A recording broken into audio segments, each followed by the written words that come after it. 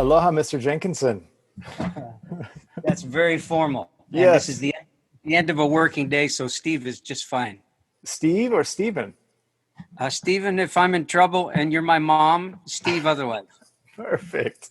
Uh, That is wonderful news. Steve, it is just a real privilege and honor to be able to speak with you. I can't thank you enough for sharing this hour with us. you're very kind. I'm really pleased to do it. I hope you're saying the same thing 60 minutes from now. Well, I've read two of your books and watched your documentary, so I think I have some sense of what I might be in for, but I'm always open to being wrong. Oh, me too. Yeah. Okay.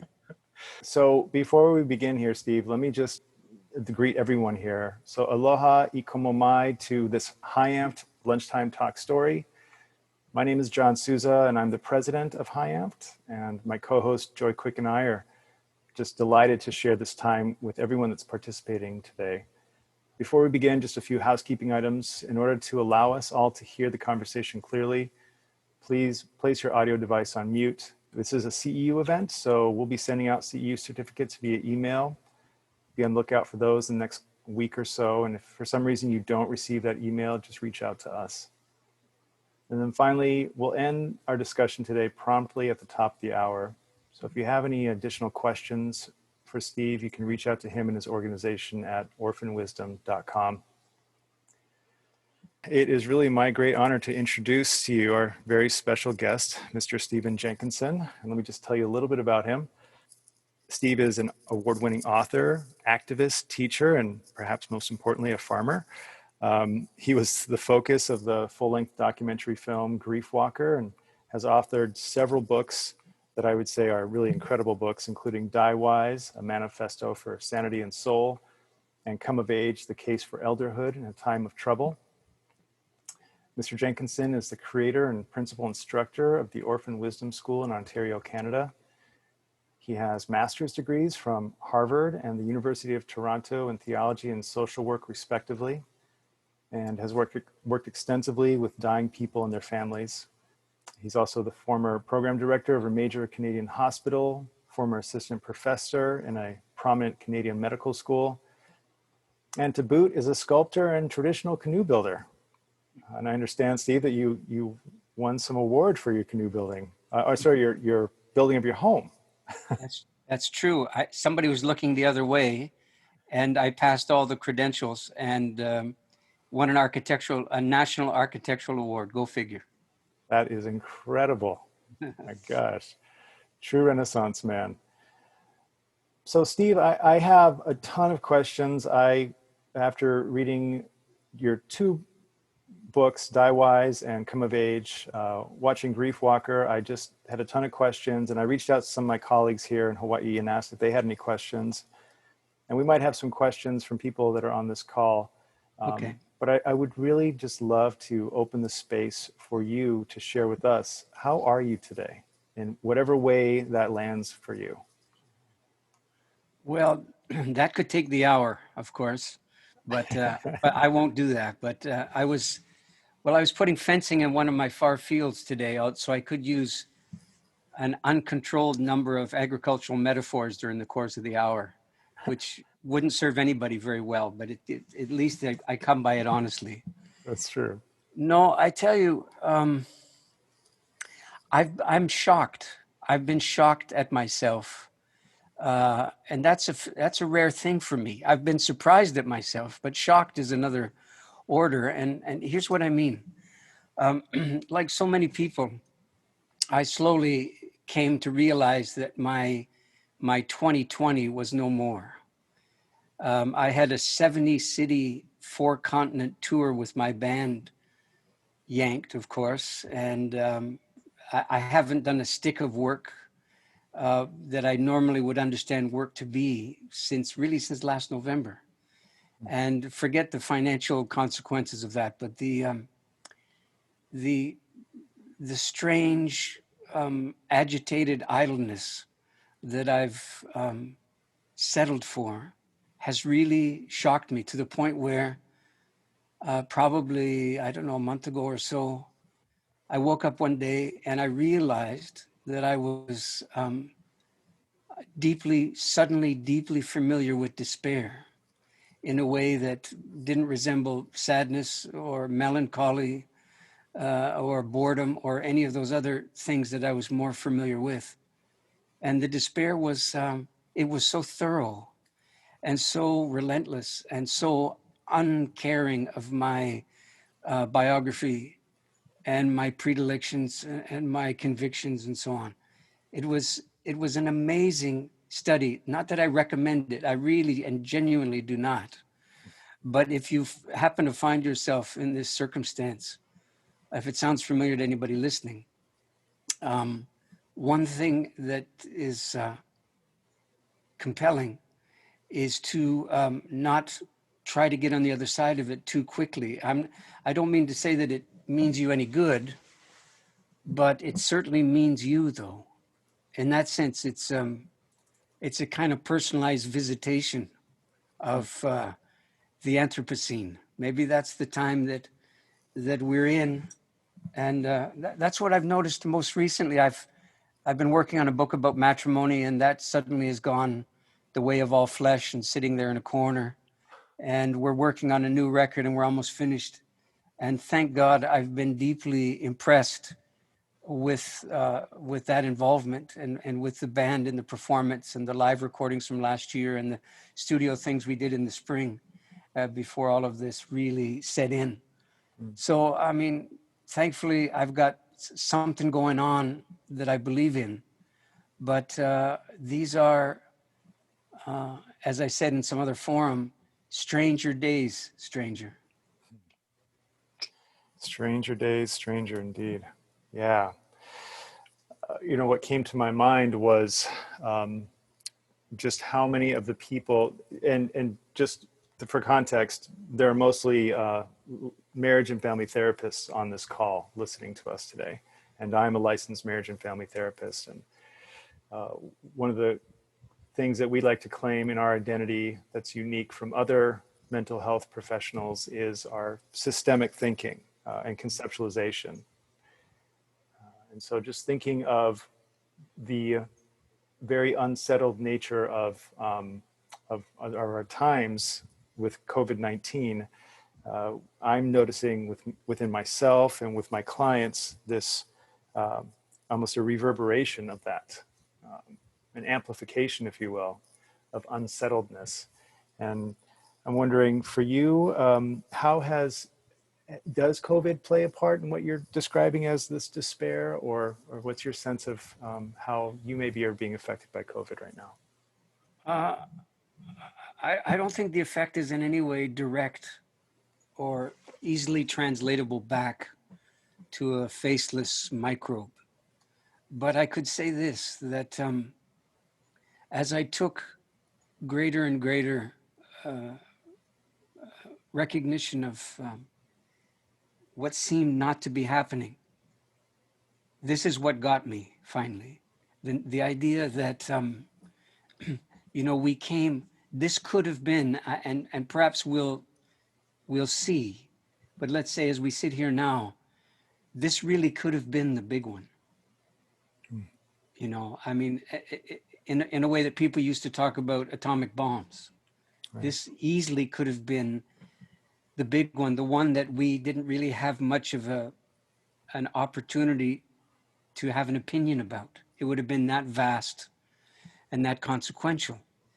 And I will say what sounds ironic, alas, it turns out not to be so. Alas, what is on display is at least the dominant culture of North America, as I've come to understand it, is in full array regarding its capacity to get used to things. And I've said it in the live show that we've done with the band and other circumstances that there is a prophetic highway sign that is available to you in any place that they're doing road work, typically, especially where high speed is involved. You'll often see it on the outskirts of all the big cities if they're undertaking some quote unquote road improvements, which, by the way, how come road improvements always means more roads? But anyway, that aside for a moment, And the sign is an oracle masquerading as a piece of, homely advice, and it's be prepared to stop. And the thing that I find so lamentable is that I think that moment has already passed.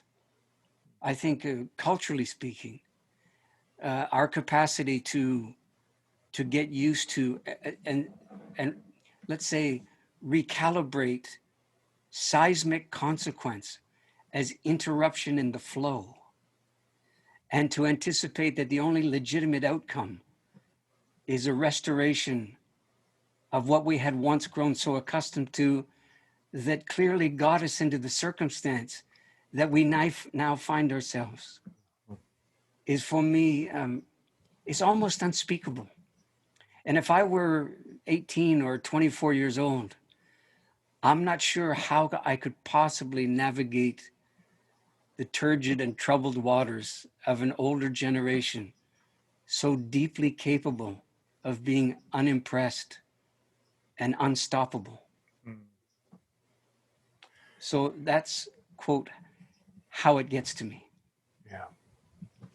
Wow. That that resonates very deeply with me. Um, as I think about the words that you've written about elderhood and what it means to be an elder, Mm-hmm. and the real lack of elders in our times. Mm-hmm. Um, it, could you share with us a little bit about? I'm 45, so I find myself in this position of having to pick up the mantle of my elders, the people that raised me, that I have deep respect for, and feeling unprepared and really not. I don't feel up to the task. Yeah. um, what would you say to the people that are still here trying to teach us something, or what would you say to the youth, what they should know or do about elders? Anything you want to say about elderhood would be very great. I'd be very grateful for that. Uh-huh. Okay. Well, I think the first thing would be that elders probably, and I have to generalize to respond with some adequacy to what you've just asked here. So, needless to say, there's lots of exceptions and exemptions to what I'm about to say. And you can tell from that that it's that I have some weight to unload here. Yeah. So the first thing is that if indeed you had elders, it is not likely in your mid 40s that you would feel categorically inept where assuming some responsibility for elderhood is concerned. Mm. Okay. So in other words, the old saying is, by their fruits ye shall know them. No. And one of the principal fruits of that is a consequence of the presence of elders is the democratization of the wisdom of elderhood. Now, that's not the same thing as some kind of enabling, instruction manual, but there should be something about the dynamic consequences of elderhood in action, which is the only thing it is. It's not an identity. It's not a personality type. It's an undertaking. In that sense, it's better understood as a verb Mm. than anything else. And it seems to me that at least one legitimate understanding of elderhood would be that it would be attempting with all possible seriousness to work itself out of a gig, which is, of course, what all counselors of all stripes should be doing, Yes. is getting themselves out of the game, not exempting themselves from the work. Of course, I don't mean that. I mean that we're, with the greatest possible dispatch, parting with everything they know, everything they've seen, and let's say a good amount of slightly untested things as well, in the name of um, sundering the relationship, the ongoing therapeutic relationship. Why? Well, I mean, when I was in the death trade, I was asked routinely about, yeah, they would say, we know all about, the bad death that you keep being on about, but what about the good death? And I would say, why do you keep asking me about good death? They would say, of course, because isn't that the point? Well, that's not what the book was called. The book wasn't called Die Good or Die Well. In fact, the title of the book, Die Wise, the word wise does not describe dying at all. I mean, grammatically, the word wise describes the person dying. So it's advocacy, it's exhortation. That's what the title means. It's not advice. And one of the ways that we could get there, it seems to me, is being much more willing to learn how things have come to be as they are. And in that sense, make a deep and abiding friendship with the calamities and the catastrophes of our time. And in that sense, be not derelict of duty, and exercising a kind of unintended malpractice by believing that advocating, quote, dying well is tantamount to getting on the other side of the cultural mayhem that virtually condemns us to die poorly and to die unwisely and so on. So all of that is to say then that if I was in charge for 20 minutes, I'd quit immediately. I wouldn't take the gig.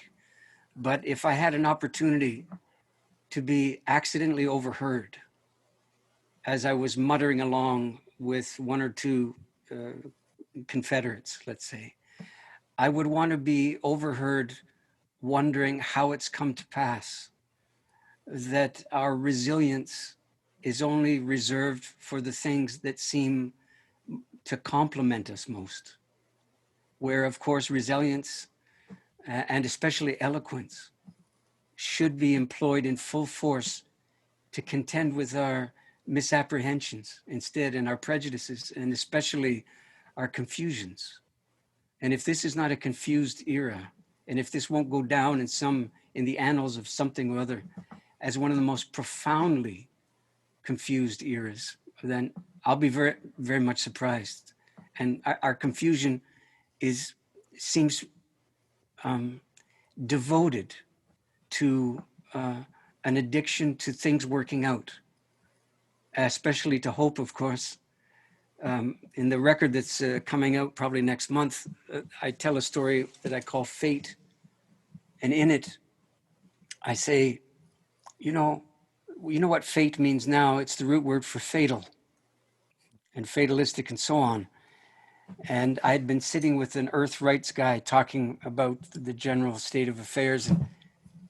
And I said, a good place to start is that even though many things allegedly are possible, most of them are not likely anymore. And that if you really want to be straight with the kids in particular and not try to get their vote, but reward their attention if you're lucky enough to get it, you have to fess up with the fact that it's too late for an awful lot of things. It is. It's not a matter of opinion. And when you traffic in hope, the idea is, of course, that it functions as a kind of a tranquilizer and a kind of a serotonin uptaker, if that's a word. Right. And the idea being that if you're hopeful, we can rely upon you. I would counter that by saying, if you're hopeful, man, you don't get it. Hope is simply not required in a time of serious problem such as we find ourselves now. And, I just conclude this tirade by saying that if we're to be relied upon as older people, I'm about 20 years older than you now, but if we're to be relied upon by anyone, I don't mean people in their teens or 20s. I mean, if I'm to be relied upon by you, then it seems to me that the realities of the times have to be recognizable in my thing, in my talk, in my approach to things, that I become much more a prism than I am either a prisoner or a warden of the asylum I find myself in. Oh, just gonna let that hang in the air for a few seconds here.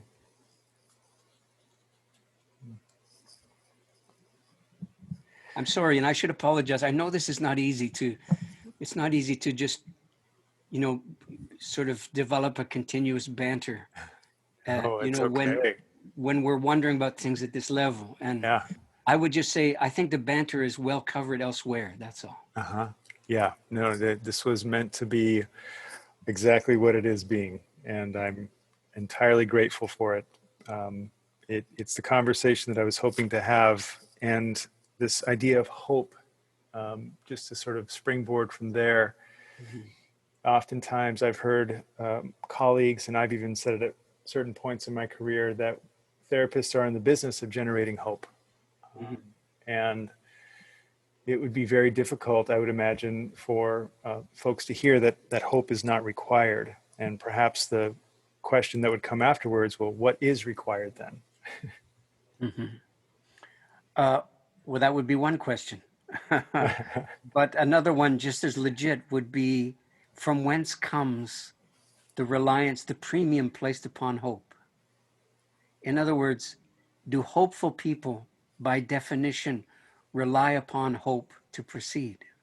Is this, is this the desired, preferred, intended, or inevitable outcome of being a hopeful person, that you're forever rooting in the mire for something to hope for?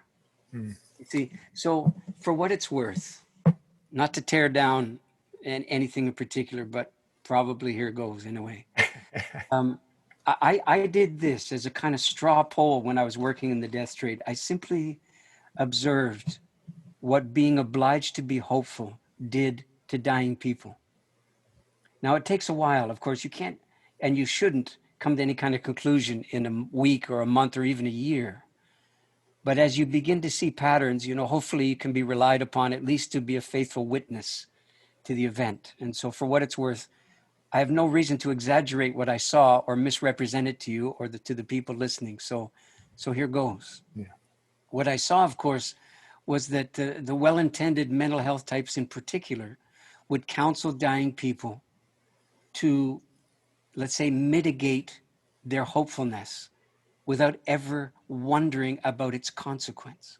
And the way they did that is they would titrate hope until dying people were hopeful for, quote, realistic things.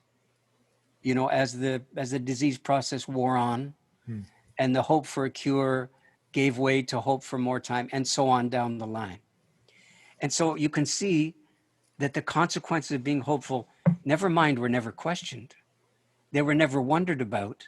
And it was assumed that hopeful people, by definition, when they're dying, have better outcomes. Well, the first observation is all dying people have the same outcome. So there's that. It doesn't do anything about the dying. Okay, that's one thing. Hmm. But here's the other thing. If you've ever had a mortgage, and I dare say some people listening have had a mortgage, although it's better to say who's been had by a mortgage. And if you investigate the word clearly, just the etymology of the word, the first four letters are the word for death. And the Hmm. second five or so letters are the word for on the installment plan. That's what a mortgage is. It's death on the installment plan. I didn't invent the word. That's what it means.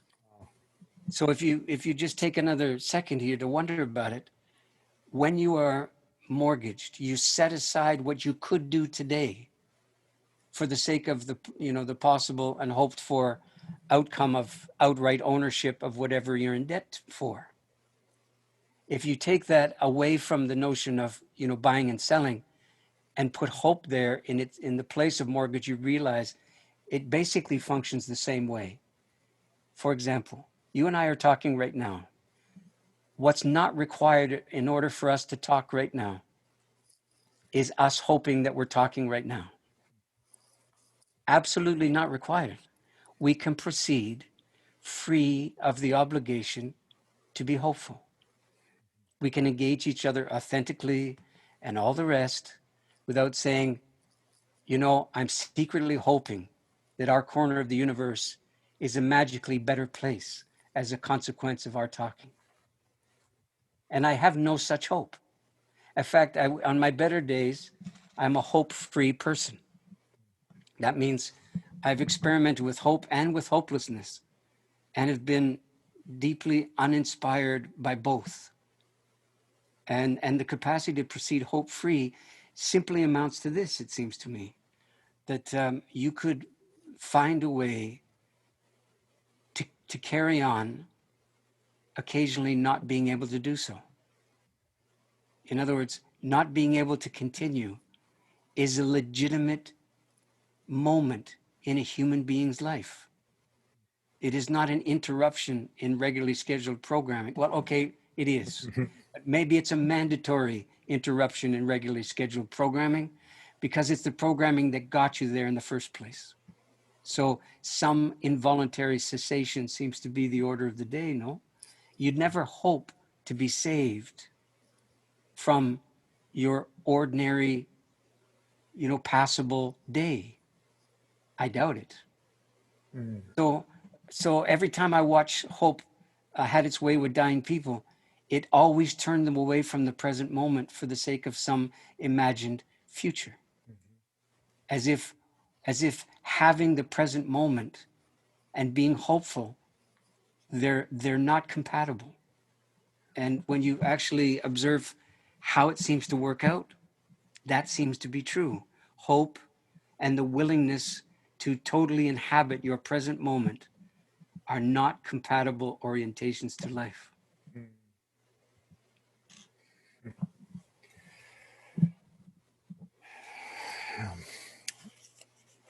Thank you. Thank you for that. At least that's true here in Eastern Canada. Now, in Hawaii, maybe a whole other story in Hawaii. I don't know. It could be. It could be. I don't know. I think the idea of hope being some point in the future that takes us away from our present conversation makes a lot of sense to me. And the idea that hope isn't required for us to speak right now is a really important message. And I'm glad that you were able to share that with us and that I was able to receive that. Thank you. You bet. Can I put a PS on the end of it? Of course. Okay. This is turning into my show, isn't it? It is your show. Yeah. I'm sorry about that. It goes like this. So we have the word fate, from which we get the word fatal. Yeah. You know what fatal means. We think we know what fate means until we do the etymology. When we do the etymology, it's a staggering reversal of our assumption. Fate comes from the Latin word fatum, which means that which has been spoken, basically. And so this comes from a polytheistic time and place where the understanding was that the gods, by virtue of their godding, if I could turn into a verb, by virtue of their manner of speaking, made the world that we inhabit. Okay. That's the fate part as we have come to understand it. The givenness of the world, which includes physics and chemistry and gravity and, hydraulics and, all of those things, right? And the quixotic and changeable nature of humans and the capacity of humans not to be humane and many, many other things. What it does not foreclose upon, though, it never did in the Roman understanding of it, was what we do given all of that. You see, that was never foreclosed upon. There was nothing, quote, fatalistic about understanding that our circumstances were spoken by the gods, because the partnership went something like this. Now that the gods have spoken, in other words, now that you've done your work and the nature of the times has been etched upon you, now that the gods have spoken, what shall you do? That's the other half. You see, in other words, it takes our understanding of fate and completely convulses it and says nothing is foreclosed upon by virtue of you becoming a faithful witness and a deep and abiding student of the strangeness of your days. That reminds me of, in Diewise, you're highlighting the question of what will people do with more time? Yeah. What will we do now that the gods have spoken? So there's some sort of a responsibility that we have to do something. Well, you could even go farther than responsibility and say there's a certain unerring givenness, meaning you will do something. It's out of the realm of supposed to, and it's in the realm of we are answering the question every day. Whether we mean to or not is entirely besides the point. But we are answering the question by virtue of what we do, and of course, as much or if not more so, what we don't do and don't say, and so on. So it's not hypothetical, you see. And in that sense, maybe it shouldn't be formulated as a kind of moral imperative, but more as a kind of non-negotiable observation to be made. I don't know if this is just a Canadian thing. Are you familiar with the band Rush? Yes. I grew up very close to those guys, yes. So Geddy Lee, one of his lyrics is, even if you do not choose, you still have made a choice. Yeah, no, it's probably, I don't think we invented that shit there. Okay. But that's a really great point. It's not a moral imperative, and that perhaps makes it, at least for me, less problematic in terms of anything that I have from my family of origin or whatever issues I might have that would impede my decision making, and doing so with some kind of clarity or at least intention. That if I know I'm going to do something, I will do something. And there's a bit of a choice there. But you could change the tense though. And instead of talking about will do something, make it into the present tense, which is the only tense you get to inhabit. And say you are doing something. One of the things you're doing is talking about the future a lot. Yes. Steve, you're just catching me in all this stuff. I have so much to learn. Dude, I'm a failed and now repentant mental health professional. Yeah. Recovering from that. I can appreciate that. Yeah. Yeah, this idea of doing something in the present. I am doing something. It's all about what's happening right now. And speaking of right now, you talked about a lot of the things that you're doing right now, or perhaps not doing right now. But some of the things you described, including recording music and finishing or trying to work on a book on matrimony. Yeah. What would you say is helpful for people like me, or people older than me, younger than me? I want to come back to this idea of what are we doing right now, and what are some of our options for helping to make this world a better place at this time? God, this is really tough. This is just so deeply not my inclination to wonder in that fashion, and I'll tell you why. Remedy is the order of the day, is it not? Remedy lay at the root of the question you just asked me. It indeed does. The mandate of remedy. The idea being that mayhem and misery and catastrophe, none of these things have a place in a decently lived life. They may be unavoidable, but they don't belong. Seems to be the root condition of a remedial orientation to life. I can't buy it, John. I can't. I look around, and people may, chalk this up to me just being defeated and, hey, dude, you began with despair and here it is talking. But I don't think despairing people can, well, I've set it aside for the purposes of our conversation. Let's just put it that way. And so I don't think that's what's talking now, but genuinely though, with no, not attempting to be clever about this, um, there's merit to grown-ups taking upon themselves the burden of a less than preferred life, less than magical, less than redeemed, or remedied, not redeemed, remedied. In other words, I think we would admit that in our younger, wilder days, some of the most potent corrections that came our way did a very good job of masquerading as catastrophic things, and some of them genuinely were. And it would be very difficult to trace out any upside that derived from it. And then there's this, a little true story that really happened some years ago. I'm going to one of the Gulf Islands off the west coast of Canada to teach at some conference center, which I don't recommend, but I took the gig.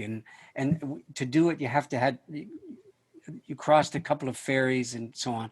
So we were on this ferry, and I was sitting across from a couple that I knew, not very well, but I did know them. They were probably half my age at the time, in their mid-20s. And she was obviously considerably pregnant. And I knew that her father had absolutely mysteriously and totally unexpectedly died 2 or 3 days before that moment. And I knew that the couple was coming to the thing that I was doing on this island. And they were sitting across from me, absolutely lost in the kind of nameless mystery of the downsides of life.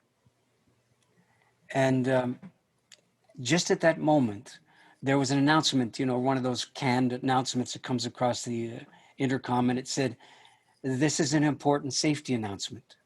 And there was a pause, and whatever prompted me to do it, I can't tell you, but I leaned across to the couple and I said, "There isn't any. That's the important safety announcement." And of course, the announcement didn't comply and didn't agree with me. But I'm saying to you now, I believe that is the important safety announcement for our time. There isn't any, and it's not clear that there should be. There is no safe place. It doesn't make the world darker or grimmer than it was before I said that. If anything, the manic insistence upon finding a safe place in which to be you is a recipe for truancy as much as a recipe for any kind of self-realization. And, just ask the kids, not that they're experts on anything. I don't mean that.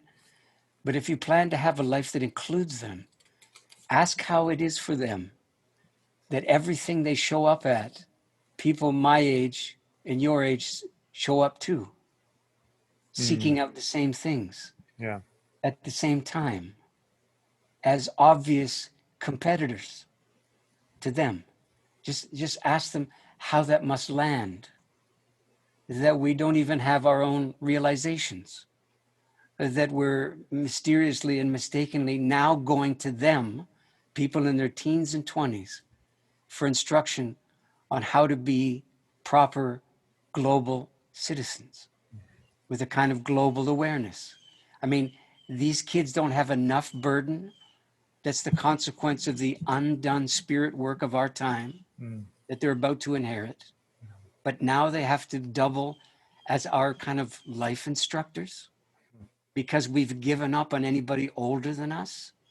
And although we don't say it, that's one of the reasons that we're turning to young people and turning them into our friends and, our psychic and spiritual peers or betters.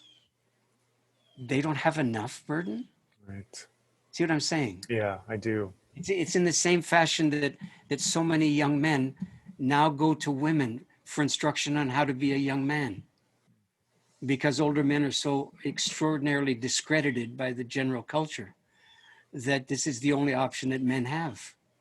I'm not saying that's true, that it's the only option they have, but experientially, it seems to be certainly the case that that's the conclusion they've arrived at.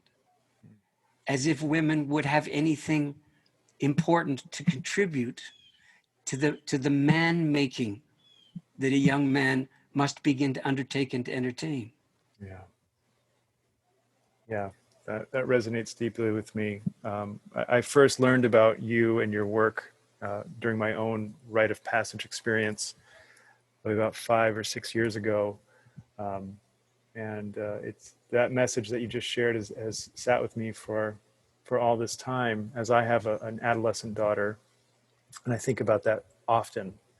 And when I read Come of Age, it really resonated with me, this idea of me showing up to things that she enjoys, and what that might be like for her or her friends. This idea of competition between elders or older people and the youth. That's a really tough thing. I'm grateful that you brought that forward. I'm also incredibly grateful that you called out the idea of the remedy as the mandate of the day. And again, recalling Wise, when you described a time that you were speaking to an audience and someone was sharing, a woman was sharing her loss of a partner, and your refusal to succumb, to acquiesce to the comforting of her. Yeah. And how the crowd turned on me. Yeah. Yeah. Yeah, that was powerful, because I would imagine being a therapist sitting with somebody and trying to do that, I probably wouldn't see that client come back. Right. Yeah. Which is not a sign that you blew it necessarily. I mean, are you working towards the day when they don't come back? Surely. Agreed. And if they don't come back sooner than you thought was adequate for them, which one of you might be right? That's the question. That's the question. Well, it's one of them. Yeah. Yeah. Speaking of questions, Steve, I do have a question here from someone that I would consider an elder by all definitions, Gay Barfield, who Dr. Gay Barfield was a contemporary. She worked with Carl Rogers to develop a lot of the sort of humanistic approach to therapy. And so she's here with us, and she offers this question. I said often about Carl Rogers on peace, social issues, etc., that he put legs under his hope, meaning action now, as it relates to you're speaking truth here about what is. So that was just more of a comment. But the question is, could you speak to the issues of denial and toxic positivity in either therapy, dying, or political action? Oh man. Well, thank you for the question. Without backing away from it at all, I certainly think I've done so here. But let me see if I can add to what's there. Rather than, I appreciate the term toxic positivity. It has the kind of irony that appeals to me. But this is not my personal gig to render toxic or to recognize toxicity so much as to question necessity, as to question the apparent givenness of things. So positivity is for kids. This is not to say that it's a terrible thing, but it's positivity is like the bulk food section of a supermarket.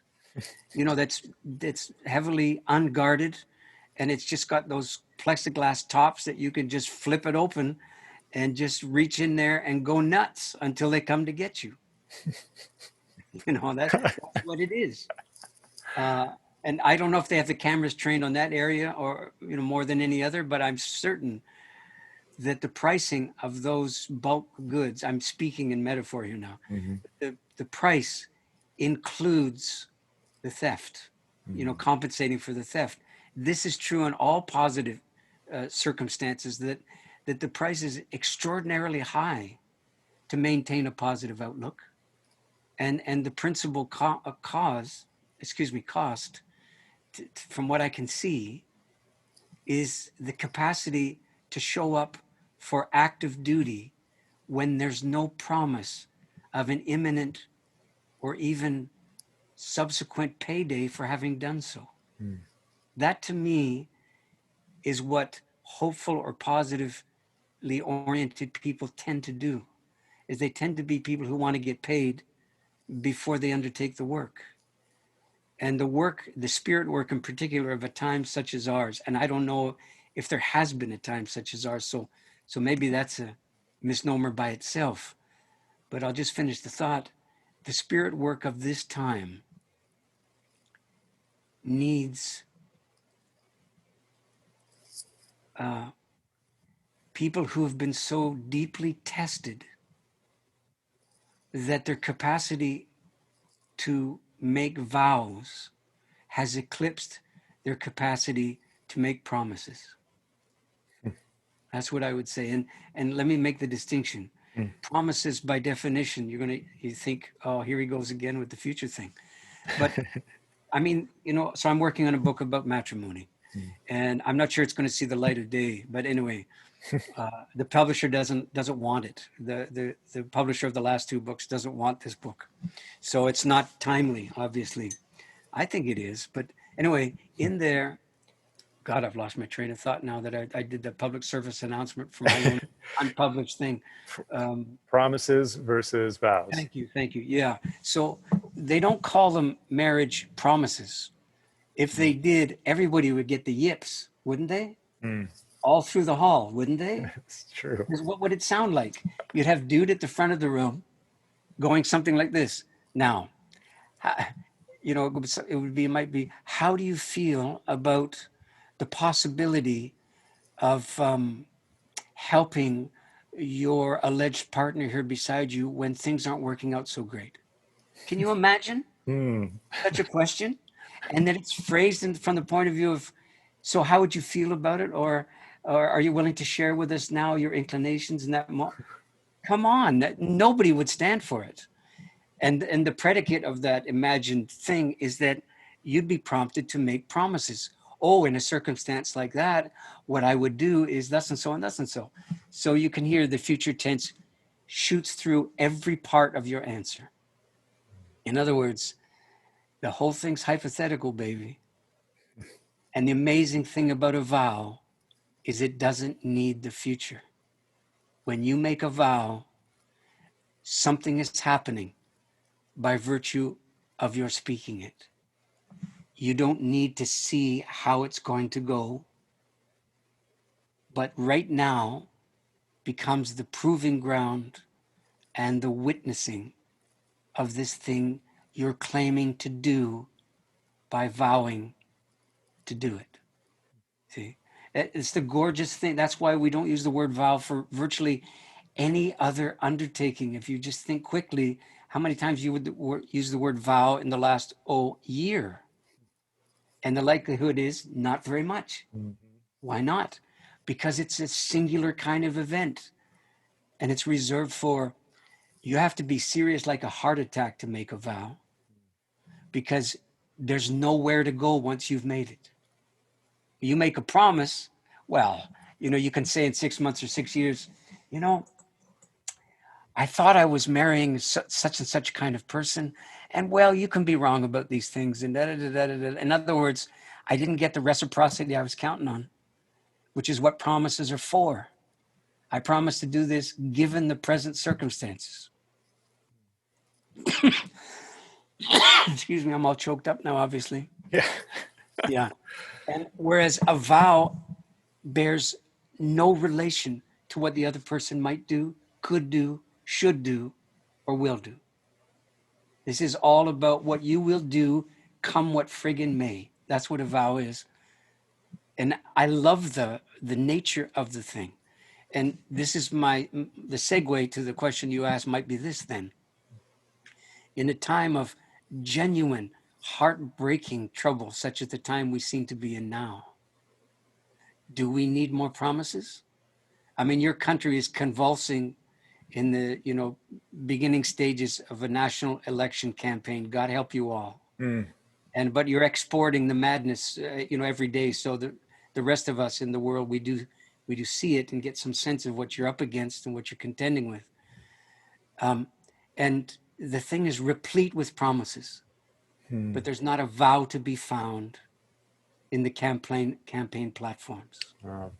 You see, and that tells you a lot of haunting information. Okay. That is, you simply, as an advocate for a better day, you must not go to the hardware store and expect to come away with bread. You see, you can't go to the political circus and expect to come away with the kind of reality that you're willing to bequeath to a subsequent generation. Mm. It seems to me you're going to have to work in some other context. I'm not saying leave the political process to the lunatics. I'm just saying that I'm not sure any longer that process can be credited with what we seem to be seeking from it and what we invest in it once every 4 or 5 years. Yeah. And then writhe about with a sense of extraordinary misanthropy for the remaining 3.5 years of the term. I should conclude this, and I think we're coming to the end, and I'm sure everybody's thinking, God almighty, this is nothing but tirades with this guy. Well, they haven't read your work yet, then. Yeah, it seems to me that if we conducted ourselves simply as if we are crafting the memories that we will die accompanied by. 1. 2, if we were willing to proceed in the present moment as if we will be someone's ancestor someday,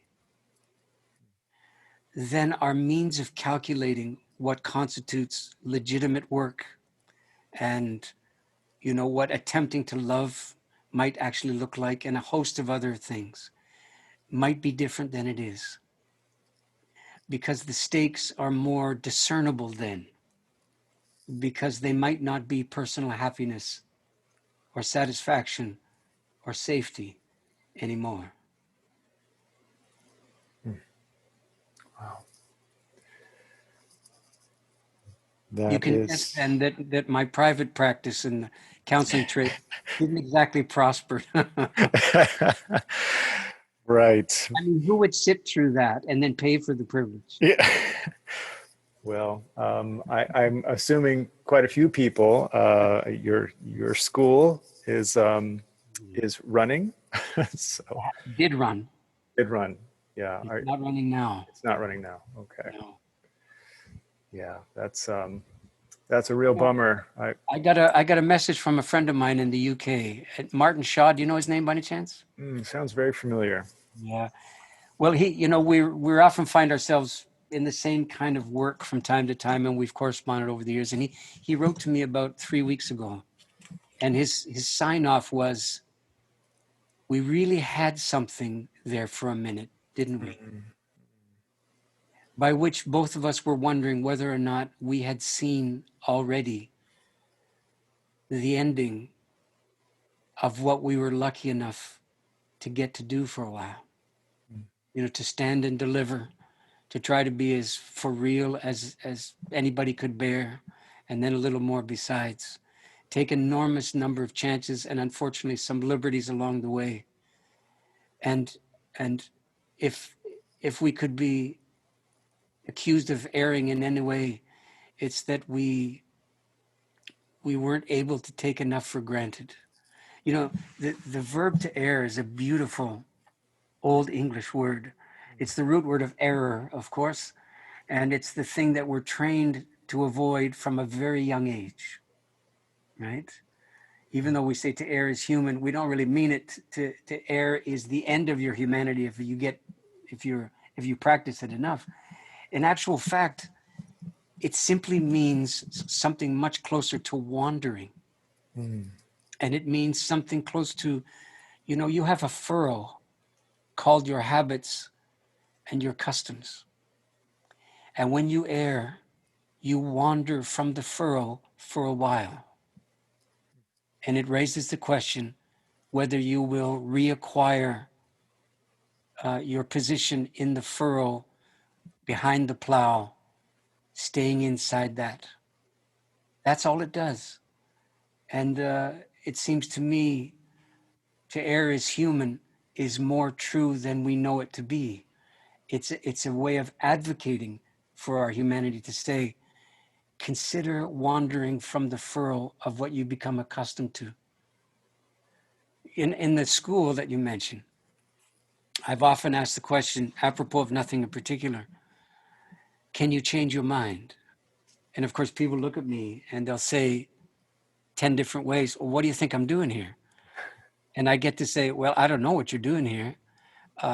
But I take that to mean, yes, you believe you can change your mind. So how about this? How would you know if you had changed your mind?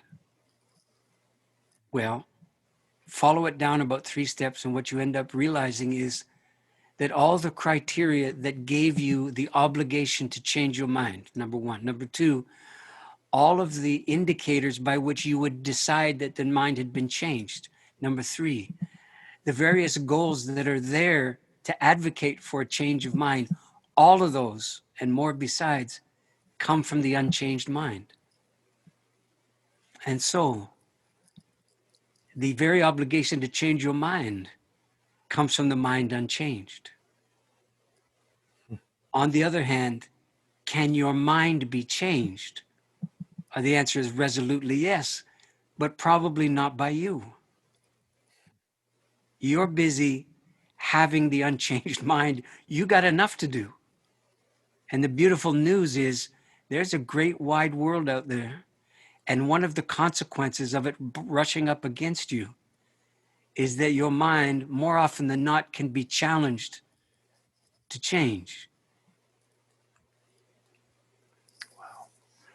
On that note, Steve, It's not your idea of a good time, I but it's think a remarkable testimony. Eh? I, I just think you're describing the power of relationships in creating change. And wow, that's profound. Change of mind comes from the unchanged mind, but it won't come from you. I know we're at the end of our time, and I'm sorry I went too long. So Oh no, let me finish with a vignette. please. So I don't know if you've done a lot of exercising or if you're double jointed, this story won't mean anything to you. But for the rest of us walking wounded, see what you think of this. There's a place in your back, somewhere back there on your back, that no matter how you try, you cannot itch it satisfactorily. That's why there are other people in the world. Your back was constructed to need other people. And you could take instruction from the agitated, unsatisfied place in your back that you cannot satisfy no matter what you do. And the instruction is, let somebody scratch it, man. And then that's a segue to you realizing, the person in front of you who's facing away from you got a place in their back. And so, of course, on the story goes. Mm. That's what I tried to Wow. do, is do a little back scratching anyway. That's beautiful. Well, consider our organization and our therapist here today scratched. Okay. And I hope we can pay that forward, although I'm not going to talk too much about the future because I think I've done that enough. Steve, I just don't even know what to say. Thank you feels inadequate. I've been anticipating this conversation for a while. I have such deep regard for you and the wisdom that you've brought to my life and now to our community. So I'll just simply say thank you. Mahalo nui loa. Oh, man, you're very kind. The invitation was very kind and honoring. And, trying to be useful is a full-time job, especially these days. We were supposed to take the tour to Maui, and God willing, maybe next year. I hope we get there. And I'd love to see some people, even the people who think I'm not up to much, come and let me know. Well, if you come out here, I will definitely rendezvous. And I'm perhaps our colleague on this call, Joy Quick, who I believe you know. She'll probably want to see you too. Great. Thank you, folks. I really appreciate the time and the attention that you've given to these attempts for me to to put into words what troubles me and what prompts me. Yeah. And I would say, Steve, enjoy your despair. Why do I have to turn into something I enjoy now? Fair enough. Let's not remedy my despair. Let's just leave it alone. Oh, man. It has its growth rings, right? It belongs. Agreed. I agree. Okay. Thank you, Steve, so much. Thank you too. Take care. Yeah.